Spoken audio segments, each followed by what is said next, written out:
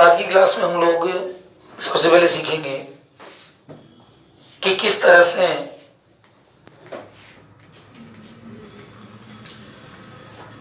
Half yearly exam आपके सामने है और इन एग्जाम्स में हमें कई सारे प्रश्नों के आंसर्स को देने में परेशानी महसूस होती है। इंग्लिश का जो पेपर है ये मुख्य रूप से 5 से लेकर 6 आवश्यक चीजों से आवश्यक टॉपिक्स के साथ प्रिपेयर होता है। इनमें सबसे महत्वपूर्ण भाग होता है पैसेज का। सबसे पहले जानने की आवश्यकता है कि पैसेज होता क्या है और किस प्रकार हम पैसेज से आने वाले क्वेश्चंस को सॉल्व कर सकते हैं। अलग अलग कक्षाओं में अलग अलग शब्दों के अनुसार पैसेज को दिया जाता है, जिनमें कक्षा 9 और कक्षा 10 लगभग 300 शब्दों का पैसेज हमें दिया जाता है, जिसमें से 7 से लेकर 9 प्रश्नों के उत्तर हमें देने होते हैं। आज तक हमारे पैसेज को सोल्व करने का तरीका बहुत अलग रहा है, बहुत अच्छा रहा है, क्योंकि हम जब भी किसी पैसेज को सॉल्व करने की कोशिश करते हैं तो हम सबसे पहले पैसेज को पढ़ते हैं। पैसेज को पढ़ने के बाद उसके प्रश्नों को पढ़ते हैं। अच्छा, कई लोग ऐसे होते हैं जो मेरी तरह कामचोर होते हैं और वो पैसेज को पढ़ने के बजाय डायरेक्ट प्रश्नों को पढ़ने की कोशिश करते हैं। प्रश्नों को पढ़ लेंगे और प्रश्नों को पढ़ने के बाद वे सीधे तौर पर प्रश्नों में दिए गए छोटे छोटे मीनिंग्स को, शब्दार्थ को, या जो भी शब्द उन्हें कठिन लगता है उन शब्दों को वो डायरेक्ट किस में सर्च करने की कोशिश करते हैं, पैसेज में। और ये मान लेते हैं कि जो शब्द उन्होंने ढूंढा है उस शब्द वाली लाइन ही उस पैसेज का सही उत्तर होगा, जबकि सभी मामलों में ऐसा बिल्कुल नहीं होता है। पैसेज क्या होता है, कैसे बनाया जाता है और किस प्रकार इनके आंसर्स को ढूंढा जाता है, ये हमें सीखने की आवश्यकता है। तो आइए देखते हैं किस प्रकार हम पैसेज के क्वेश्चंस को सॉल्व कर सकते हैं। नंबर 1, पैसेज में दिया गया प्रश्न या तो WH वर्ड या फिर हाउ वर्ड से स्टार्ट होगा। किससे स्टार्ट होगा? किससे स्टार्ट होगा? या फिर या तो WH वर्ड से स्टार्ट होगा या हाउ वर्ड से स्टार्ट होगा। अब WH वर्ड किसे कहा जाता है? वे शब्द जिनका प्रारंभिक वर्ण WH हो, जैसे who, whose, whom, which, where, when, what and why। अगर ध्यान से देखेंगे तो हमें एक चीज दिखाई देगी कि ये जितने भी शब्द हैं इन सारे शब्दों के पहले दोनों वर्ण क्या हैं? WH। तो वे शब्द जिनका प्रारंभ WH से होता है उन्हें इंग्लिश में WH वर्ड्स के नाम से जाना जाता है। प्रमुख WH वर्ड कौन कौन से होते हैं? who, whose, whom, which, where, when, what, why। समझ में आ गया? पैसेज में दिया जाने वाला प्रश्न या तो इन शब्दों से शुरू होगा या फिर शुरू होगा हाउ वर्ड से। हाउ वर्ड्स मतलब how, how many, how much, how old, how far, how often, how long, etcetera.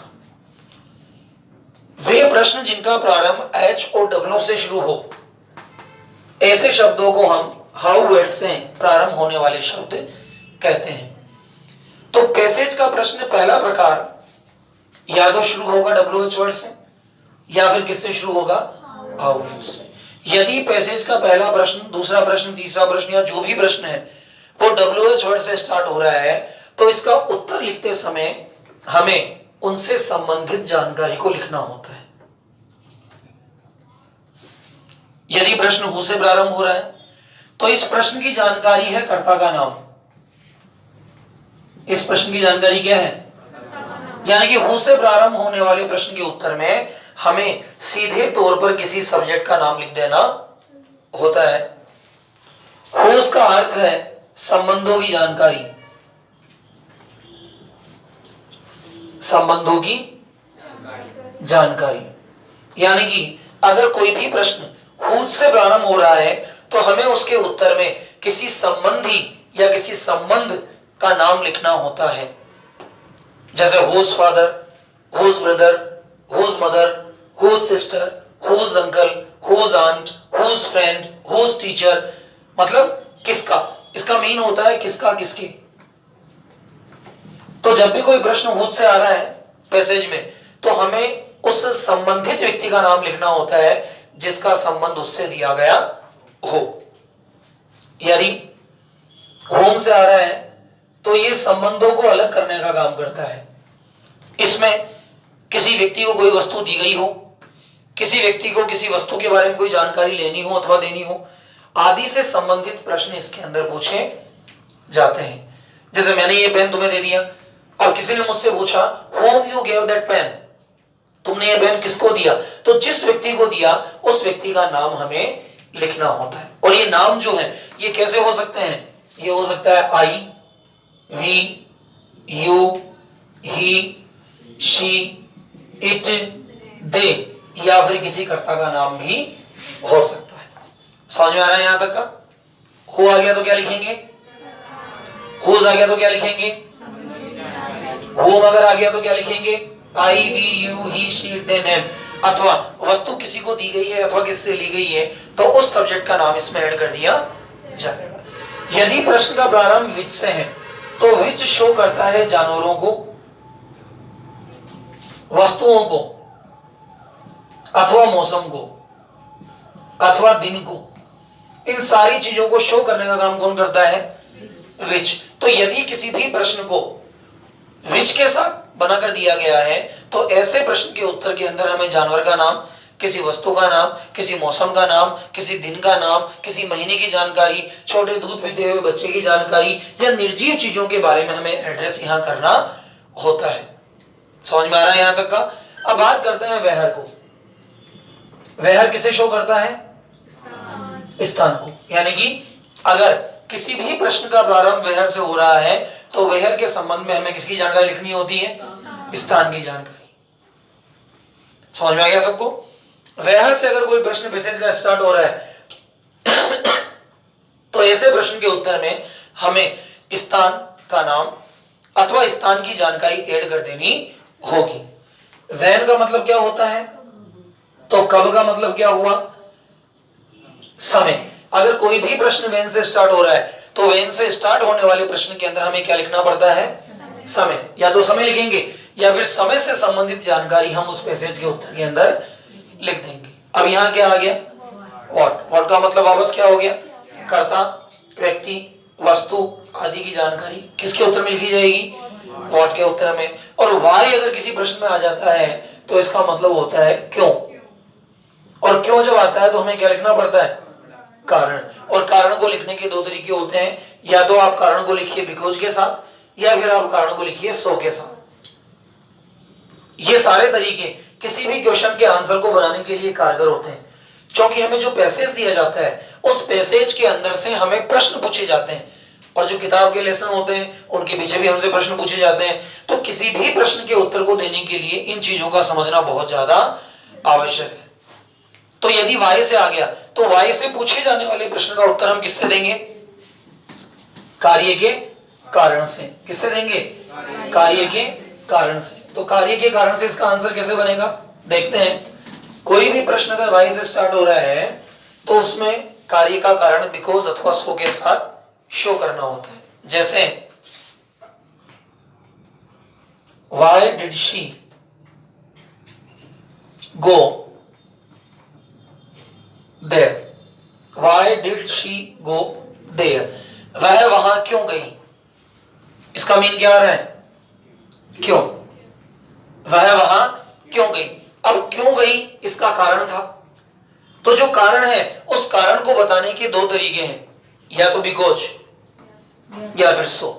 अगर बिकॉज से आंसर लिख रहे हैं तो हमें पहले आंसर लिखना पड़ेगा प्रश्न के भाग के रूप में। शी वेंट देयर बिकॉज, और इसके बाद क्या आ जाएगा? आंसर। यदि सो का प्रयोग किया जा रहा है तो पहले क्या लिखेंगे? आंसर। उसके बाद क्या लिखेंगे? So she went there. समझ में आ गया? यदि बिकॉज लगाना है तो पहले प्रश्न का भाग लिखना पड़ेगा और उसके बाद उत्तर लिखना पड़ेगा। यदि सो लगा रहे हैं तो पहले प्रश्न का भाग लिखना पड़ेगा, पहले उत्तर लिखना पड़ेगा और उसके बाद प्रश्न के भाग को ऐड कर दिया जाएगा। इसी तरह यदि प्रश्न हाउ वर्ड से स्टार्ट हो रहे हैं तो हाउ का मतलब क्या होता है? कैसे। तो इसमें क्या लिखना पड़ेगा अपने को? कार्य का तरीका। कार्य का तरीका, यानी कि इसके अंदर अपन कार्य के तरीके को ऐड कर देते हैं। अब यहां अगर आ गया हाउ मेनी, तो हाउ मेनी में क्या लिखी जाएगी? संख्या। अगर यहां आ जाता है हाउ मच, तो हाउ मच में क्या लिखी जाएगी? मात्रा। हाउ मेनी में क्या लिखेंगे? संख्या। और हाउ मच में क्या लिखेंगे? मात्रा। इसी तरह अगर हाउ फार आ गया तो इसमें क्या लिखी जाएगी?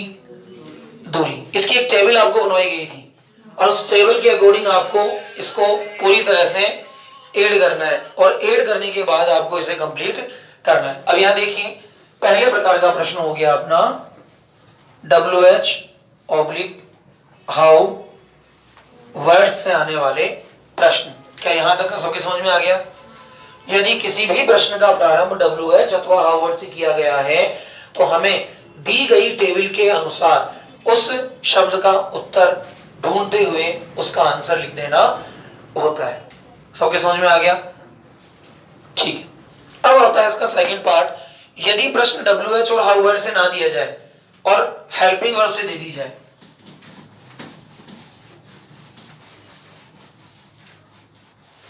इसका सेकंड भाग होता है ये पैसेज। ये पैसेज का पहला पार्ट जिसमें पूछे जाने वाले प्रश्न किससे शुरू होंगे? WH या फिर हाउ वर्ड से। ये इसका दूसरा भाग। इसके दूसरे भाग में शुरू होने वाले प्रश्न किससे स्टार्ट होंगे? हेल्पिंग वर्ब से स्टार्ट होने वाले प्रश्न। अच्छा, हेल्पिंग वर्ब क्या होती है? हेल्पिंग वर्ब सहायक क्रियाओं कहते हैं। सहायक क्रियाओं की संख्या कितनी होती है? 24, यानी कि 24 सहायक क्रियाएं यहां होती है। कौन कौन सी? Is, am, are, was, were, do, does, did, has, have, had, can, could, shall, should, will, would, may, might, must, used to, need, ought and dare। ये 24 सहायक क्रियाएं होती हैं। यानी कि एक बार मेरे साथ बोल दीजिए इसको। is, am, was, were, do, does, did, has, have, had, can, could, shall, should, will, would, may, might, must, used to, need, ought।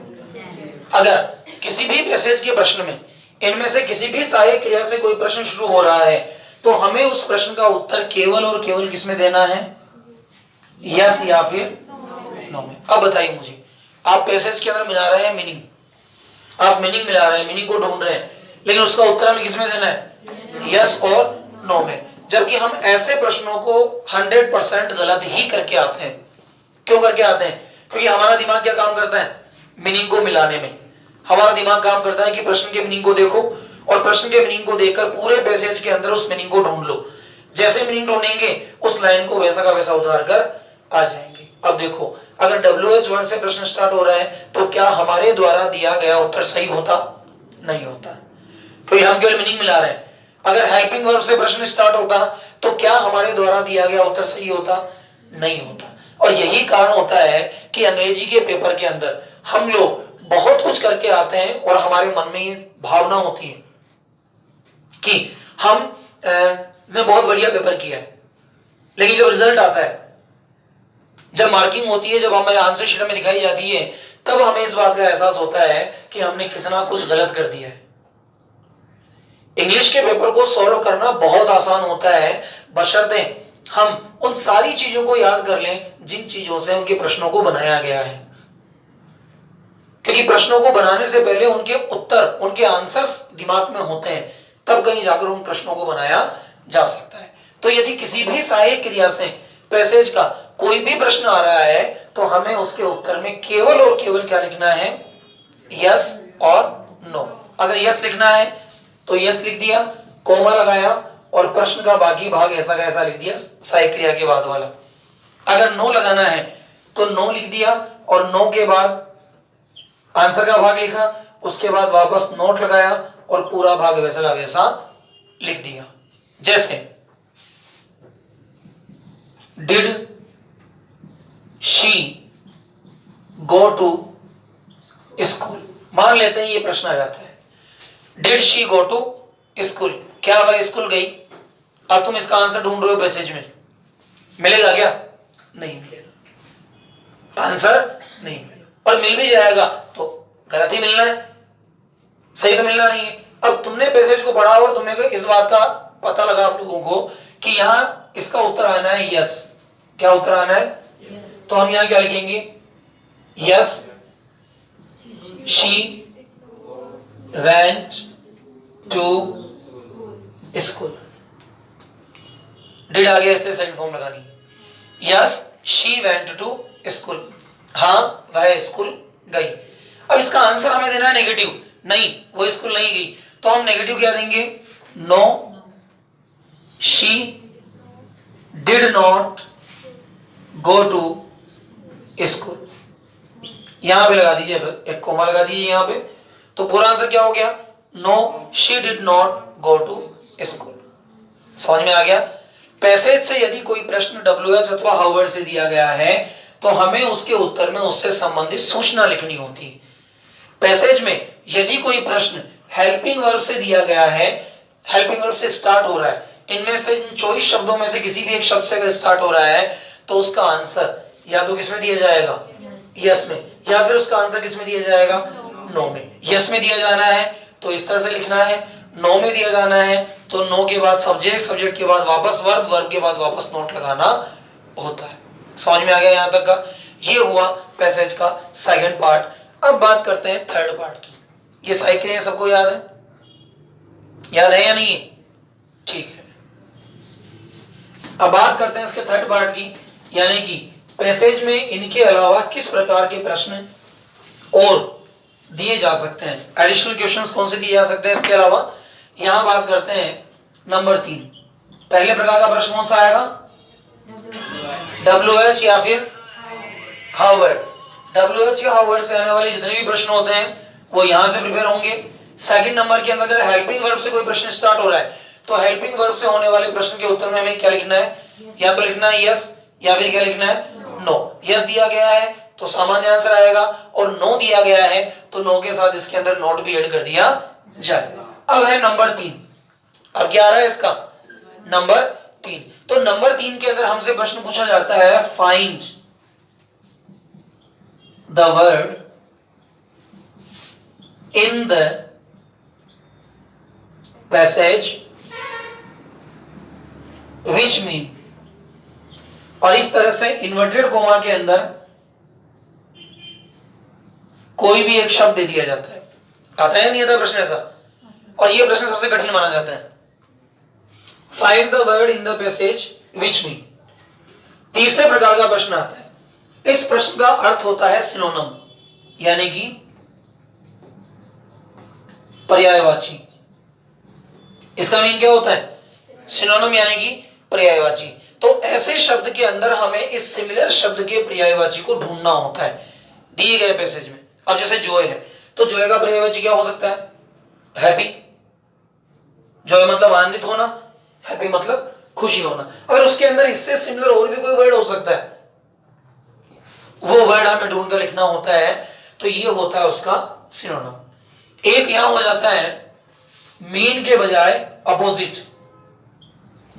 अच्छा, अपोजिट का मतलब क्या होगा? विलोम शब्द। अब जैसे यहां दे दिया गया हैप्पी, अब हैप्पी का विलोम शब्द क्या होता है? सैड।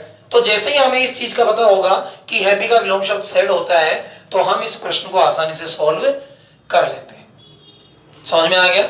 चौथे प्रकार का प्रश्न जो किसी भी पैसेज से शुरू होता है, वो होता है द वर्ड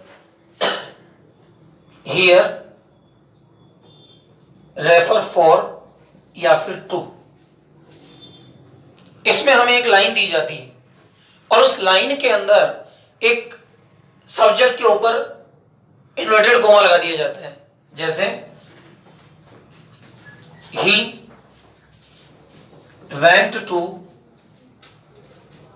YMCA पुल।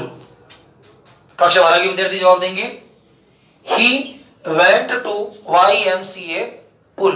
अब इसके बाद लिखा हुआ आएगा the word he here refer for. ऐसा प्रश्न पैसे से दिया जाता है, देखा होगा आप लोगों ने, और नहीं देखा होगा तो अब आसानी से देख लेंगे, क्योंकि साल 2 साल तो आपने बहुत प्रमोट होकर लाइफ को अच्छे से जी लिया है, और इस प्रमोट कंडीशन से काफी लैंग्वेज का नुकसान भी हुआ है।